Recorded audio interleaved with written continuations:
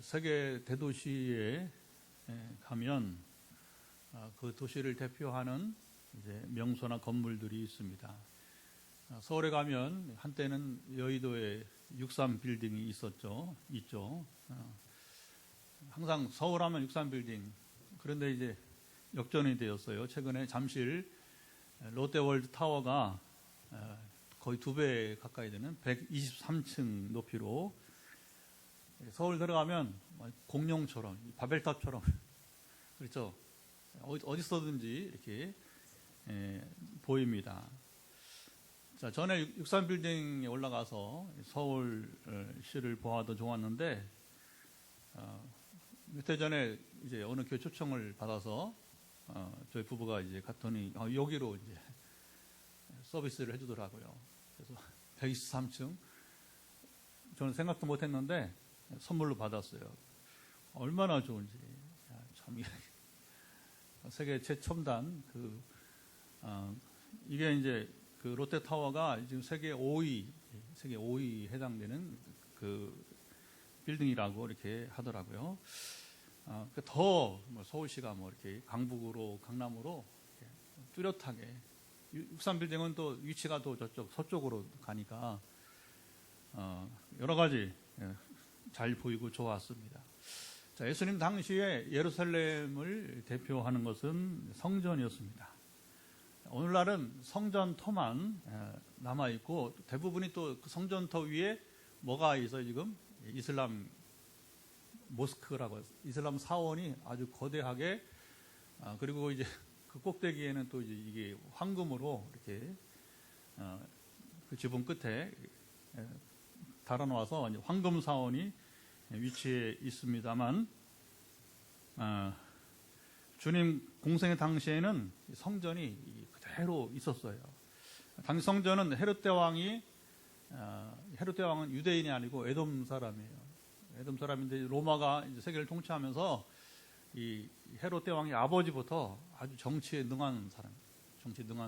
그래서 로마 황제에게 뇌물을 얼마나 줬는지 어쨌든 간에 에돔이 아니라 이제 그 이스라엘 지역의 이 왕으로 군림하게 되었던 것이죠. 그가 이제 그래도 항상 이제 로마 황제 눈치를 봐야 돼요. 왜냐하면 결국 그 권력은 권세 누구한테 있는 거예요? 로마 황제에게 위임 받아서 하는 것뿐이지. 그래서 분봉왕이라고 분봉왕. 실제 통치자 로마 황제인데 이제 그 지역에서 황제를 대신해서 어느 지역은 총독이 다스리고 어느 지역은 이제 이 분봉왕이 다스리는데 그러니까 헤롯 대왕이 뭐냐면 이제 자기가 통치하는 사람들이 세계적 까다로운 유대인들이 굉장히 힘듭니다. 다루기가. 그러니까 이제 이 사람들의 마음을 환심을 사야 되니까 그가 잘하는 거. 사람은 다 자기가 잘하는 거 하기 마련이에요. 그런 건축. 그래서 성전 건축을 시작을 했습니다. 그는 정치인이었지만 수로를 건설하는 등 건축의 대가였습니다.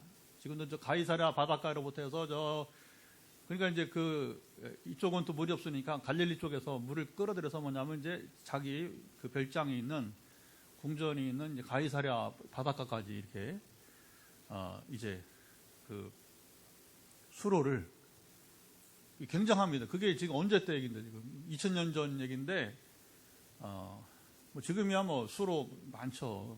지금은 기계로 하고 하니까 어렵지 않게 터널 뚫는 거 이런 거 다 지금 건축은 옛날에 비하면 너무 쉽습니다. 그러나 그 고대 세계에 어떻게 성지순례 하면서 이게 신기하다. 어떻게 그 시대에 이런 건축물이 나오는가. 그런 건축의 대가였습니다. 자, 예루살렘 성전은 80년이 넘게 이제 건축을 하면서 완공되었습니다. 자, 주전 63년에 주전이라는 것은 주님 오시기 전에 거꾸로 하는 거죠. 그렇죠? BC라고 비포 크라이스트 그리스도 전이라고 보는 역사를 AD는 우리가 주후는 뭐냐면 말 그대로 우리 주님의 시대라고 하는 이제 옛날 그 라틴어가 고대 이제 이태리어인데 그래서 AD는 지금 우리 주님의 시대를 살고 있는 것입니다. 그러니까 역사가 이제 이게 양력이니까 서양사 중심으로 하다 보니까 세월이 흘러가면서 서양이 대부분 기독교 국가가 되다 보니까 이제 그렇게 정한 거예요. 그걸 세계가 다 받아들여서 지금 이렇게 서기를 쓰고 있는 거죠. 그래서 역사는 그리스도 오시기 전과 온 이후로 갈라지게 되는. 근데 주님 오시기 63년 전에 로마 폼페이스 장군에 의해서 로마가 멸망당하며 그때 이제 제2성전은 누가 졌죠? 솔로몬. 제2성전은 포로기 이후에 스룹바벨. 근데 이 두 번째 성전이 제일 시원찮았어요. 그래도 그렇게 이제 포로 들어와서 고레스 황제가 이제 바사 페르시아에 하나님께 감동을 줘서 지원했다 하지만 옛날 뭐 솔로몬 성전 때만큼 이렇게 화려하게 짓지 못했던 거죠. 그리고 이제 주전 63년경에 이 폼페이오스 장군이 또 침략을 하면서 성전을 완전히 무너뜨렸습니다. 헤롯이 주전 20년에 건축을 시작을 해서 그가 죽은 뒤에도 공사가 이어져 주후 64년 예수님의 십자가 부활에도 한참 뒤에 주 64년에 완공되었습니다.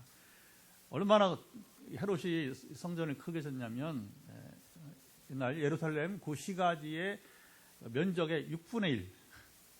당시 예루살렘이 사람들이 많이 살면 10만 명이에요. 10만 명. 근데 고대 세계 10만 명이면 지금 이제 1000만 명과 같은 비교하자면 그 정도로 대도시였습니다. 그런데 그 면적의 6분의 1 면적을 성전을 차지하도록 했습니다.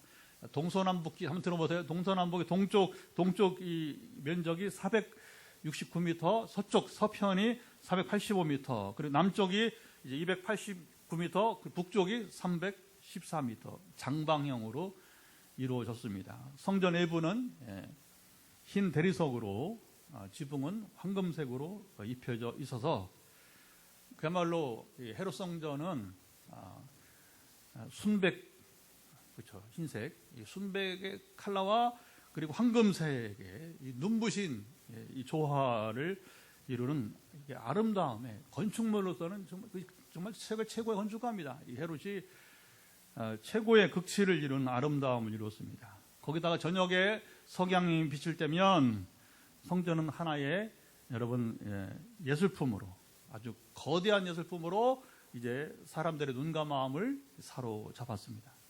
자, 예루살렘 별명이 뭐냐면 우리 포항은 철의 도시입니다. 철강 도시입니다. 세계 최고의. 그래서 제가 이제 해외 나가서 이제 우리 교회 소개하면 간단히 소개하면 됩니다. 우리 포항은 세계 최고의 철강 도시입니다. 그러면 끝나요. 예루살렘은 어떤 도시냐? 한마디로 말하면 거기는 이제 황금 도시, 골든 시티예요. 2001년 성지순례 갔을 때에 지금도 벌써 20년 넘게 지났는데도 너무 기억이, 일정 마치고 이제 예루살렘의 호텔로 들어가는데 그때만 석양이 이제 저녁 무렵이니까 이제 저녁 먹고 이제 쉬어야 되니까 석양이 예루살렘 이렇게 성을 그 성터가 그대로 있어요. 그러면서 도시 형성인데 거기 여전히 뭐냐면 예루살렘은 지금도 돌들로 건물들이 많아요. 돌들로. 원래 돌로 짓는 게 제대로 짓는 겁니다. 그 오래 가고 튼튼한 건 시멘트 감당 못 하는 거예요. 그렇죠? 콘크리트 이거 한계가 있다. 돌은 세월이 가도 변함이 없으니까, 그러니까 그 돌 위에 석양이 비치는데 그래서 그냥 알 수 있어요. 그래서 여기가 예루살렘이 황금 도시구나. 그렇게 금방 알아차리게 되었습니다. 너무나 아름답습니다. 자, 유대교 랍비들은 예루살렘 성전 건축의 양식을 보지 못한 사람은 화려한 건축물을 보지 못한 것과 같다. 로마 역사가 타키투스는 무한한 풍요로 건축된 집이다. 얼마나 이게 화려하고 많은 돈을 들였는지 이제 역사가가 증거하고 있습니다. 한 번은 예수님과 제 아들이 성전에 있다가 성전 이제 거기서 주님이 뭐 했어요? 가르치고, 그렇죠? 그리고 거기에 온 사람들하고 이렇게 질문도 하고 이제 질문 받으시고 또 이렇게, 그리고 이제 하루 일과를 마치고 이제 나가시는 길이었는데 제자들 중 한 명이 주님께 성전을 자랑스러워하면서 이렇게 말했습니다. 여러분 성경 펴시고, 영상이 없습니다. 1절 앞으로. 자, 이제 마가복음 13장 1절 한번 크게 보시면 읽어봅시다. 선생님이여 보소서. 1절 보면 선생님이여 보소서. 이 돌들이 어떠하며 이 건물들이 어떠하나이까. 자, 제자는 성전을 지은 돌들이 참 아름답다. 그 미석임, 정말 미석임. 그 미석임을 알려주고 그 최고급 대리석을 이게 그냥 보통 돌이 아니라 뭐 최고급 대리석들이었어요.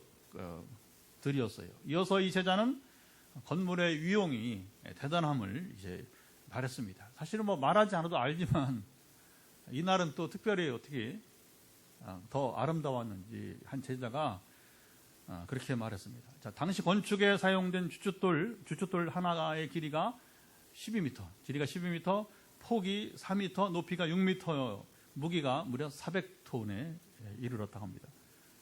지금이야 뭐 이제 그 기중기로 들어 올린다 하지만 옛날에 이 400톤짜리 돌을 어떻게 움직였는지 좀 신비로운 면이 있습니다. 자, 그 규모가 사람들을 압도했어요. 이 제자는 아마도 자, 제자들의 관심이 뭐였습니까? 공생의 마지막에 이제 막 오병이어 칠병이 나타나면서 사람들이 예수님을 막 임금으로 막 세우려고 하죠. 그러니까 이 제자들도 막 흥분해가지고 야, 이 멋진 성전에서 우리 주님이 왕이 되어 통치한다면 그걸 기대했던 것 같습니다. 이때 주님은 2절 보세요. 2절 엉뚱한 얘기 하시는데 2절 보면 내가 이 큰 건물들을 보느냐. 거기 보면 시작. 내가 이 큰 건물들을 보느냐. 돌 하나도 돌에 남지 않고 다 무너뜨리리라. 자, 여기 우리 상황을 지금 보지 말고 그때 상황으로 가보자는 거예요. 뭐 지금 성전 없으니까 그럼 그때는 이미 제가 이렇게 이해를 돕기 위해서 일부러 막 성전에 여러분 규모도 말하고 돌의 크기도 말하고 왜냐하면 그때 상황을 우리가 이해되니까 이 멋진 성전 앞에서 예수님과 제자들이 왜 이렇게 심각한 대화가 오고 가고 있는 것일까요? 성전은 아직도 완성되지 않았어요. 이게 이제 지금 주 33년이라 본다면 앞으로도 31년은 더 이 건물은 지어져 갈 것인데 아직 완성되지 않은 화려한 예루살렘 성전을 바라보면서 나누는 대화 가운데 이 성전이 무너진다니 대화가 너무 맞지 않아 보입니다. 도대체 지금 예수님과 제자들 사이는 무슨 대화가 지금 여러분 있었던 것일까요? 예수님이 성전 앞에서 제자들과 대화하며 성전이 파괴될 것을 말씀하자 제자들이 무척 당황하고 놀랐습니다. 주님이 허튼 말을 한 번도 하시지 않는데 여러분 누가 그런 얘기 하더라고요. 성경에 봐라. 예수님이 웃었다 하는 말이 있느냐. 이걸 잘 들어보세요. 예수님이 성경에 웃었다 하는 말이 있느냐. 그리고 예수님이 웃는 모습을 성화로 잘 안 그려요. 성경에 나오지도 않았고 여러분 이제 예수님이 말을 허튼 소리 하신 적 없어요. 짧은 공생애 동안에 주님이 진지하게 그렇죠. 이게 중요합니다. 뭐 농담하고 뭐 그러지 않았어요. 아주 진지하게 3년을 보내셨는데 주님이 지금 무슨 말씀을 하시지? 이 거대한 성전 아직 다 짓지도 못한 성전인데 이 성전이 무너지다니 제자들이 근심이 되는 겁니다. 근심이. 그러면 주님이 왕이 되셔 이루어질 그 나라는 어떻게 되는 것이지? 궁금했어요. 자, 예수님과 제자들이 성전을 나와서 주님은 한 번도 예루살렘 안에서 잠을 주무신 적이 없어요. 이런 것도 관전 포인트입니다. 성경 볼 때. 왜 주님은 여러분 이스라엘 하면 예루살렘 거기에 최고급이 다 있다. 럭셔리가 다 참 이게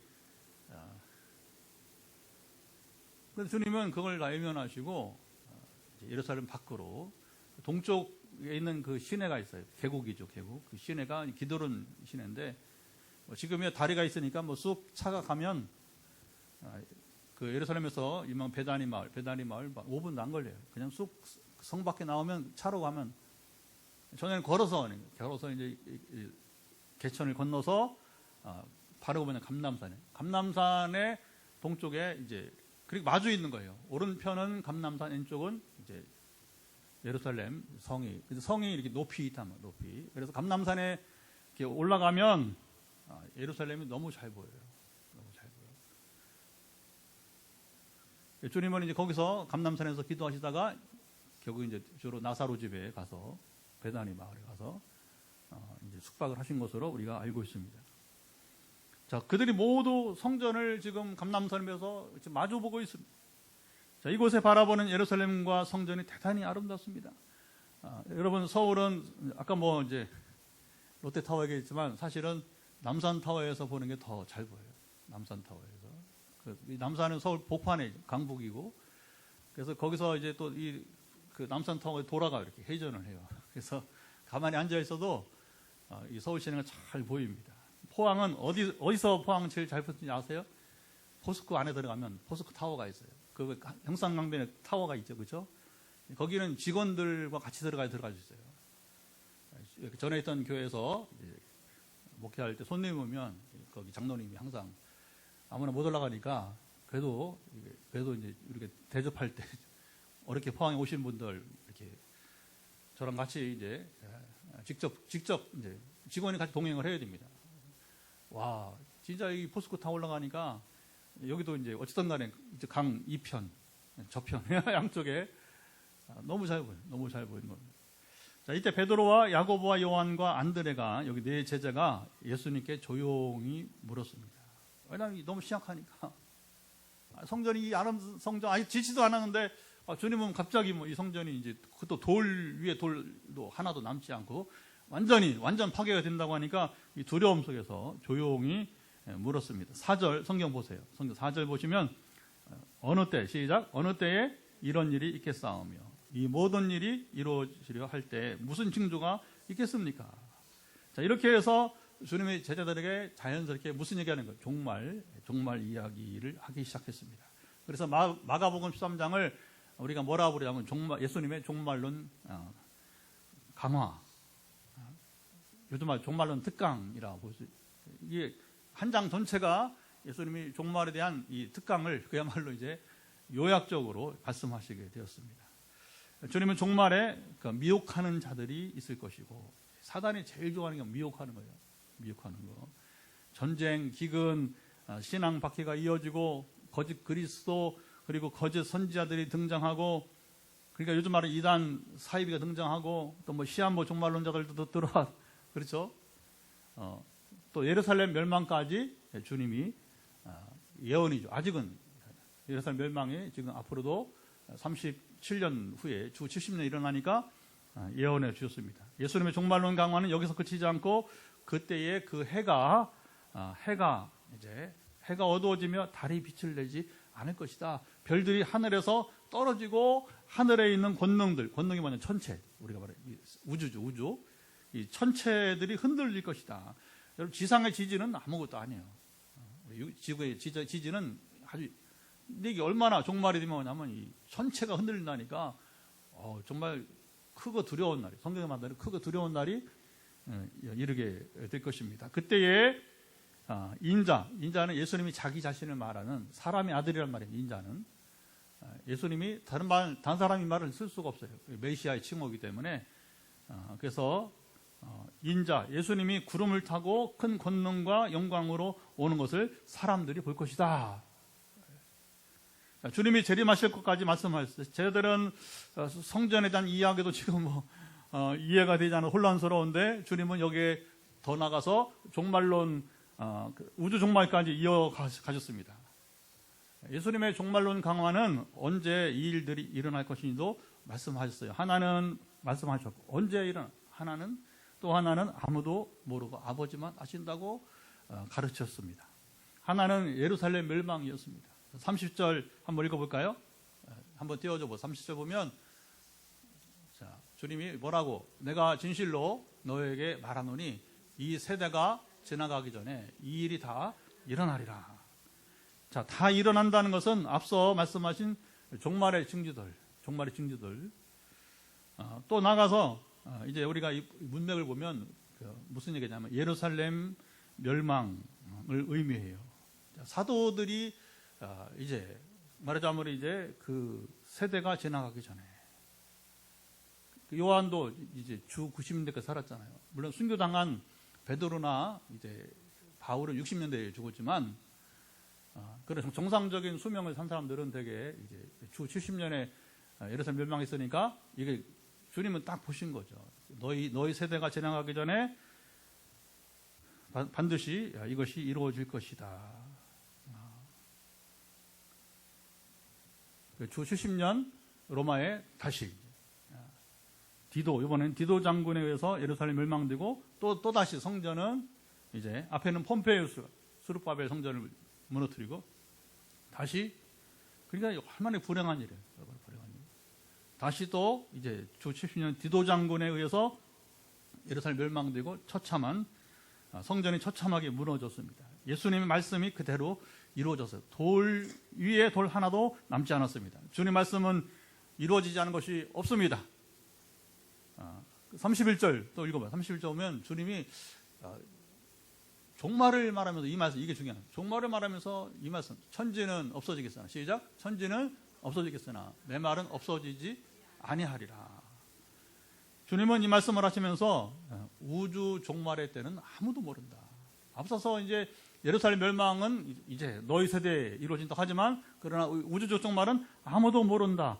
그리고 천사들도 아들도 모르고 종말의 때에 아버지만 아신다고 선언했습니다. 자, 왜 주님은 종말의 때를 비밀로 여러분 하셨을까요? 자, 예수님이 종말론 강화를 말씀하실 때에 주님의 공생애는 이게 아주 임박했어요. 며칠 이제 남지 않았어요. 주님은 십자가가 다가오심을 잘 아시고 제 아들에게 그동안 미뤄왔던 종말론을 가르쳤어요. 때마침 제 아들은 주님이 고난당하시기 때가 가까이 옴을 망각하고 화려한 성전이라 자랑하고 여러분 말았습니다. 제 아들의 말이 빗나간 것임을 주님이 아셨지만 주님은 제 아들의 말을 듣자마자 이게 참 맥락이 딱 맞는 거예요. 맥락이. 주님은 아무 때나 말씀하지 않아요. 수가성 여인, 여러분 사마리 수가성 여인과도 우리가 최근에 화요 말씀 집회 때 2번 나눴지만 주님은 갑자기 말씀하지 않아요. 상황에 맞게 그게 사마리 여인이 이제 물 얘기하다가 사실 예수님이 물 마시려고 그 여인과 만난 게 아니거든요. 그 여인을 구원하려고 하니까 시작은 이 물 가지고 말하지만 그러나 이제 주님은 하실 말씀이 뭡니까? 내가 주는 물을 마신 자는 영원히 목마르지 아니하리라. 이 말씀을 하시려고 한 거예요. 오늘도 이 본문에 보면 제 아들이 화려한 성전 이야기를 하니까 주님은 이게 맥락이 맞네. 맥락이 딱 맞으니까 그때 이제 미루지 않고 주님은 종말 이야기를 성전이 파괴될 것을 시작으로 종말 강화를 시작하게 된 것입니다. 주님 말씀 충격을 받은 제 아들이 주님께 언제 이런 일이 있겠냐고 묻자 종말론 강화를 본격적으로 이제 말씀하셨습니다. 제 아들의 보는 시각은 이게 중요합니다, 여러분. 우리가 지성인이라 하지만 이제 사람들이 보는 시각은 내일 일도 알지 못해요. 내일도 알지 못해요. 이번에 부산 엑스포가 안 돼가지고서 막 실망이 큰데 언론은 이게 이제 문제가 되는 거죠. 성급하게 박빙이다. 사우디랑 이제 로마는 제치고 열어보니까 무슨 박빙은 게임이 안 되는 완전 전략에 실패했던 것이죠.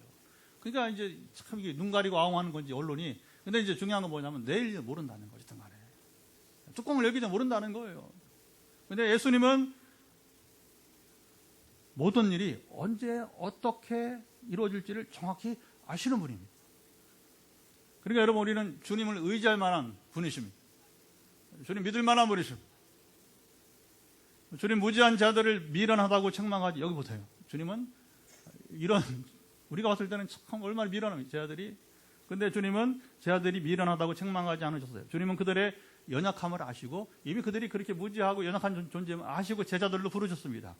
종말론 강화를 할 때도 그들은 주님 말씀을 이해하지 못할 줄을 아시면서도 여기 보세요. 주님은 제 아들을 계속해서 가르치셨어요. 계속 말씀하십니다.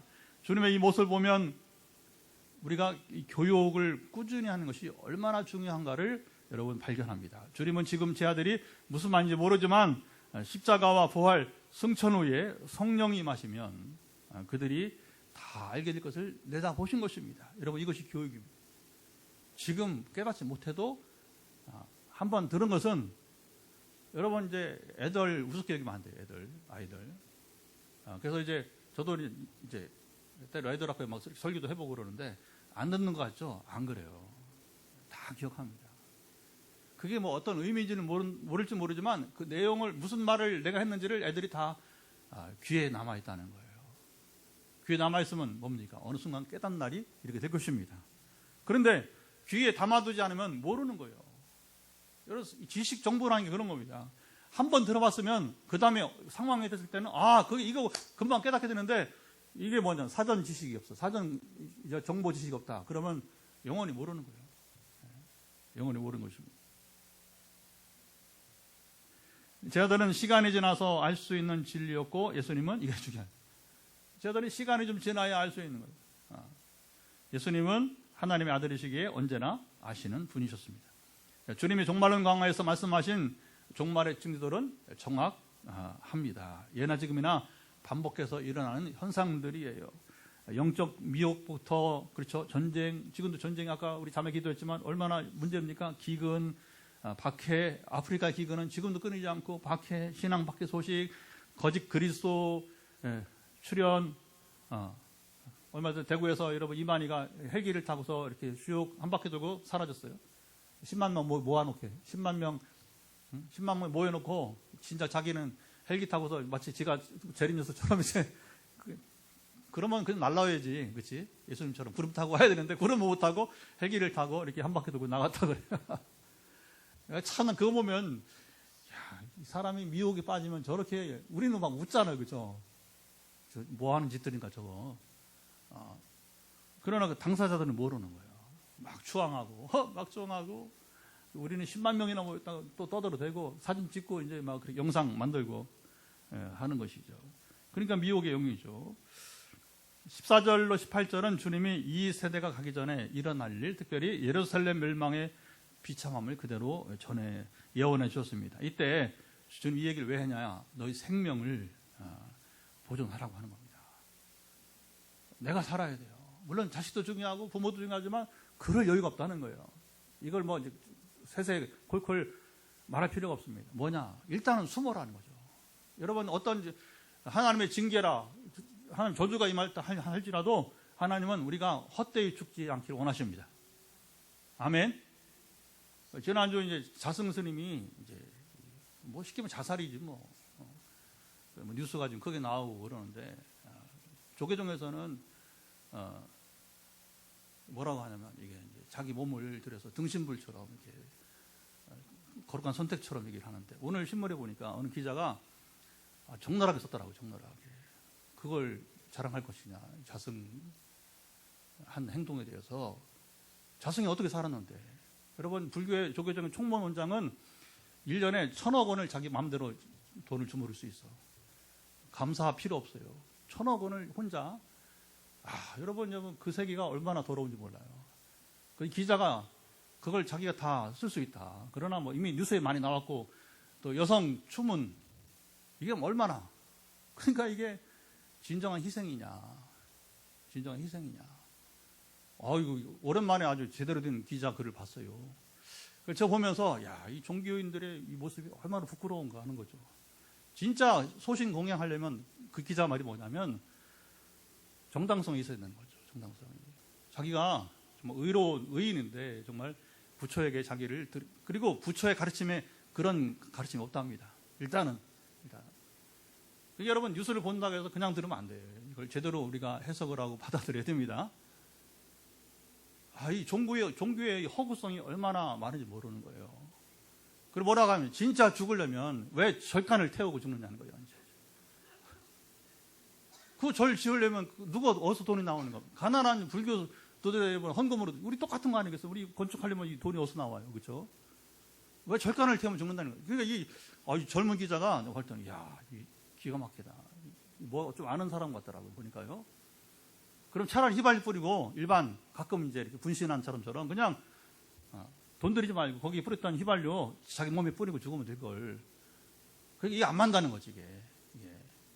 그게 이제 부처의 가르침도 아니고 그렇게 죽는 것이. 우리 옛날에 어릴 때 배웠던 뭐 등신물 그런 책 있잖아요, 그렇죠? 그 김동리가 누구죠? 김동리가 썼나? 그러니까 여러분 이제 그런 것도 아니고 가치가 없는 죽음이라고 하는 가치가 없는. 여러분 주님은 우리가 그렇게 죽기를 그렇게 가르치지 않아요. 하나님 제일 싫어하는 게 뭐냐면 사람을 죽이는 겁니다. 그것도 안 되는 거예요. 자살도 안 되고 타살도 안 되고 더군다나 신에게 여러분 우상에게 자기 몸을 불사르는 것을 하는 굉장히 이제 경고를 주고 있는 것입니다. 그래서 주님이 비록 종말에 이런 환란이 따르지만 너희 목숨을 보존하라. 할렐루야. 여러분 이 육신은요 하나님이 살게 하실 때까지 사는 거예요. 이게 중요합니다. 전혀 다른 얘기죠, 그렇죠? 전혀 다른 얘기. 여러분 그런 일이 있을 때에 한번 기사를 이렇게 비교해 봐야 돼요. 그냥 일방적으로 보지 마시고 그러면 이게 잘못된 면이 있구나 이렇게 잘못된 면. 주님이 이어서 우주적 종말론을 말씀하시며 해와 달의 변화, 별들이 떨어지고 천체가 흔들릴 때 재림하실 것도 말씀하셨습니다. 예수님은 우주적 종말을 말씀하시면 32절 보면 이번에 뭐라고 말씀하시는지 한번 볼까요? 32절 보면 그러나 그 날과 그때는 아무도 모르나니 하늘에 있는 천사들도 아들도 모르고 아버지만 아시느니라. 자, 주님은 재림의 때 우주 종말의 때에 대해서는 여기 비밀이라고 선언하셨어요. 하늘의 천사들 어떤 피조물도 이것을 알 수 없다고 선을 그었습니다. 피조물들이 넘을 수 없는 선이 있어요. 그것이 바로 뭐예요? 하나님 다른 건 다 계시하시고 가르쳐 주시고 깨닫게 하시지만 종말의 때는 그건 이제 마치 여러분이 이제 선악과처럼 허락되지 않는 것이었습니다. 시한부 종말론 자들이 자기가 계시를 받았다고 하며 종말의 때를 말한 것은 100% 거짓말입니다. 근거가 여기 있어요. 근거가. 저는 너무나 분명하게 말합니다. 아무에게도 어떤 피조물에게도 주님은 이제 알게 하지 않는다. 그래서 천사들이 뭡니까? 가장 뛰어난 피조물이잖아요. 그렇죠? 우리가 육신의 몸을 입고 이 땅에서는 천사가 우리가 훨씬 낫거든요. 아무리 여러분 이제 아인슈타인과 천재라도 천사하고 비교 안 되는 거예요. 물론 사탄하고 싸우면 사탄도 천사 중에 하나니까 악한 천사이기 때문에 문제지만 사람 영물을 이길 수 없는 거예요. 그러나 어떤 영물도 이 사실은 금한다. 이게 주님 말씀입니다. 여기 말씀이 난제가 하나 있습니다. 아들도 모르고 이 말씀 이게 난제인데 어떻게 풀어야 되느냐? 잘 들으세요. 주님이 삼위일체 하나님을 부정하는 것으로 보면 곤란합니다. 이걸 어떻게 풀어야 되느냐? 목요일날 우리 목사님들 한 12명이 나누면서 이게 논쟁이 있었어요. 이제 간단한 겁니다. 간단한 겁니다. 성경은 한 절 일부만 가지고 해석을 하면 반드시 오류를 범합니다. 성경 전체를 보고 우리 해석을 해야 될 것입니다. 또 한 가지 해석의 중요한 원칙은 화자, 말하는 사람의 의지가 중요한 거예요. 왜 이때 그 사람이 그렇게 말을 했는가? 여러분 지금도 마찬가지. 우리가 좋은 관계를 맺으려면 왜 목사님이 저런 말을 하지 할 때는 제 의중을 알고 들어야 정확한 이해가 되는 겁니다. 근데 이게 삐딱하게 들으면 이게 오해를 사는 거예요. 여기서 예수님이 아들을 제외한 것은 첫째 주님의 겸손을 나타냅니다. 주님은 항상 요한복음에 잘 나오는데 뭐라고 하시냐면 나는 아버지께로부터 보냄을 받은 자이다. 그리고 자기 하는 말은 다 아버지께서 말씀하신 것을 전하는 것뿐이다. 그리고 너희들이 내 앞에 나왔는데 내가 너희들을 데려온 게 아니라 하늘의 아버지께서 너희들을 내게 불러주신 것이다. 굉장히 수동적인 것처럼 보여요. 아버지의 권위를 철저하게 그게 뭐냐면 이게 뭐냐면 왜 본인도 아들 하나님 성자는 왜 그러느냐? 우리로 여러분 본을 보이시고 우리가 그렇게 살라고 하는 것입니다. 주님이 권세를 주장하지 못해서가 아니라 뭐냐면 사람의 몸으로 오셨기 때문에 사람이 어떻게 살아야 되는지를 주님이 모범을 보이신 것입니다. 그래야 이게 성서 이해가 예수 이해가 똑바로 되게 되는 거예요. 32절을 문자적으로 보고 삼위일체를 하나님 부정하거나 성자 하나님도 모른다고 하면 얼마나 우매한 해석이냐 말입니다. 하나님께 종말을 비밀로 하는 것은 그것이 우리 모두에게 유익하기 때문입니다. 그래서 목요일 아침에 그 얘기를 했어요. 그래서 이제 만약에 예수님이 언제 어느 때 오신다고 만약에 예정하면 만약 일주일 후에 오신다. 그러면 그래도 이제 막 긴급해지죠, 그렇죠? 회개해야 되고 근데 문제는 뭐냐면 이게 뭐 한 3년 뒤에 오신다. 아니면 뭐 30년 뒤에 오신다. 그러면 어떻게 사람이 살겠어요? 아마 한 1년 전까지는 막 실컷 놀 것 같아요. 이것도 타당하지 않다는 거죠. 사람에게 결국 유익하지 않다는 겁니다. 여러분. 우리가 이것을 안다는 것이 아무리 우리가 따져봐도 별로 유익한 점이 없다는 거예요. 예수님은 종말의 때를 알려고 하지 말고 오늘 설교 제목입니다. 뭐 하라고요? 깨어 있으라. 시작. 깨어. 여기서 이게 주님의 메시지입니다. 33절, 37절에 네 번이나 깨어 있으라고 주님이 이제 말씀하고 있습니다. 이것이 건전한 종말 신앙입니다.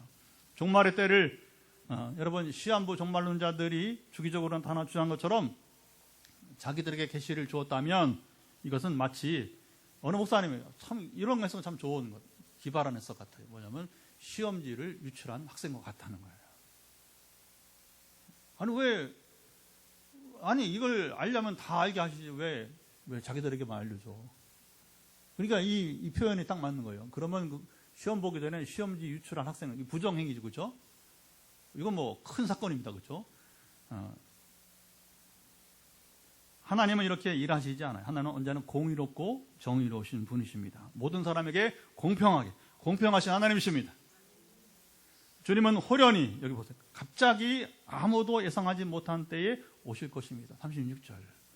이 말이 중요해요. 성령도 호련히, 갑자기 오순절 성령도 호련히 임하는 거예요. 여러분, 주님 언제 저를 만나주셔야 하잖아요. 그렇죠? 근데 우리가 모를 뿐이지, 정한 때, 하박국 2장 3절처럼 정한 때가 있습니다. 그때가 이러면 호련히, 갑자기 안 해요. 하나님은 즉흥적인 분이 아닙니다. 이미 오래전부터 계획했는데 때가 되니까 임하신 거예요. 근데 우리에게는 어떻게 보이느냐? 그게 호련히, 갑자기, 서든리. 우리는 시간 개념이 지금이니까, 그렇죠. 갑자기지. 주님은 그런 분이 아닙니다.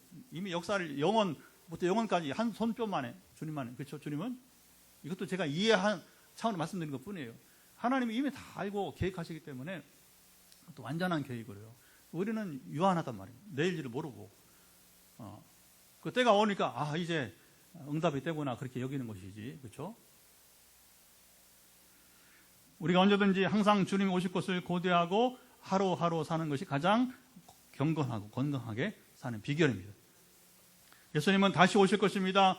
26절 또 한번 읽어볼까요? 26절 이런 말씀이 너무너무 좋아요. 우리에게 소망이고요. 26절 그때에 인자가 구름을 타고 큰 권능과 영광으로 오는 것을 사람들이 보리라. 초림의 주님, 성탄의 주님은 아무도 모르게 오셨어요. 자, 이방인 동방 박사들로 별을 따라와서 축하하게 하셨습니다. 자, 유대인 상류층 중에는 한 명도 왕이든 거기 고관들, 여러분 제사장 어느 누구도 여러분 이제 종교인 누구도 몰랐어요. 오직 밤에 양떼를 지키던 목자들에게 천사들이 나타나서 그것도 어리둥절한 사람들이잖아요, 그렇죠? 뭘 알고 하는 게 아니에요. 그냥 천사의 이끌림에 의해서 가장 가난한 자들이 거의 빈손이죠, 그렇죠? 그리고 성탄을 축하하게 했습니다. 그러니까 이제 선물은 저 이방인의 부자들, 박사들로 하여금 가장 중요한 세 가지 예물을 가지고 이제 오게 한 것이고, 선물도 엉뚱한 사람이 막 준비하게 하고 하는 통치는 무섭습니다, 여러분. 우리가 깨어있지 못하면 하나님은 돌돌로 소리를 지르면 어떻게 이방 박사들이 여기 옵니까? 주님 하나님은 오게 하시는 거예요. 왜? 이스라엘 왕들이, 제사장들이, 누구도, 부자들이 아무도 관심이 없으니까. 그러니까 억지로라도 돌들이 소리지게 하는 것처럼 여러분 애꿎은 이방 박사들이 거기 올 게 뭐가 있어요? 그들은 다만 징조를 보고 왔을 뿐입니다. 그러나 신기하게도 그 징조가 뭔지를 알고 예산일이 아니라고 하는 거죠. 보통 사람이 탄생이 아니라고 하는 거죠. 그들만이 오직 별을 가지고 징조를 보고 찾아오게 하죠. 할렐루야. 이런 하나님 통치가 이렇게 무서워요. 이렇게 무서운 겁니다. 재림의 때는 그렇지 않습니다. 완전히 달라요. 구름을 타고 오신다는 것은 세계 어디에 있든지 주님이 오신 것을 볼 수 있다는 말씀입니다. 여러분 달이 뜨잖아요. 밤에 달이 뜨면 여기 포항에서만 볼 수 있는 게 아니에요, 그렇죠? 저 미국에서도 볼 수 있어요. 저 남단 아르헨티나, 남아공, 호주에서도 볼 수가 있습니다. 그 얘기예요. 쉽게 말하면 구름을 타고 온다는 것은 마치 우리가 이 달빛을 태양을 다 볼 수 있듯이 모두가 이제 알게 시리 주님이 오시게 될 것입니다. 주님은 그때를 깨어서 준비하라고 말씀하시면서 자 37절 한 절 더 읽어봅니다. 37절 보면 또 그때의 그 전사들을 보내며 어떻게 돼요? 37절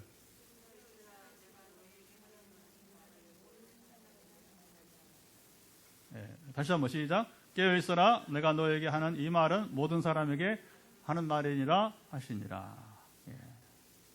주님의 재림은 소수의 사람들이 아니라 여기는 모든 사람들이 준비해야 한다고 주님이 친히 강조하여 말씀하십니다. 성경은요, 정말 이게 단어 하나 얼마나 여러분, 저도 이제 사실은 이제 설교를 하려고 보니까 이게 단어 하나도 소중하게 여기면서 하다 보니까 이게 눈에 보이더라고요. 정말 주님은 우리가 피할 수 없게 완전한 말씀으로 우리에게 여러분 주시깁니다. 오늘은 대림절이 시작되는 주일입니다. 대림절은 성탄을 준비하는 우리 4주간을 말해요. 대림절은 성탄을 준비하지만 어느 시점부터 성탄만 아니라 우리가 다시 오실 주님을 우리가 이제 준비하는 절기가 되어야 된다. 인식이 바뀌었어요. 그래서 우리 한국교회도 대강절 하다가 이제 주님 강림이죠. 그 초림을 말합니다. 하다가 이제는 그 임재 주님의 오심. 그래서 이제 과거 오신 분만 아니라 다시 오실 분을 우리가 준비한다. 대림절로 바꾸게 된 것입니다. 이때 우리는 주님 말씀과 같이 깨어 있어야 됩니다.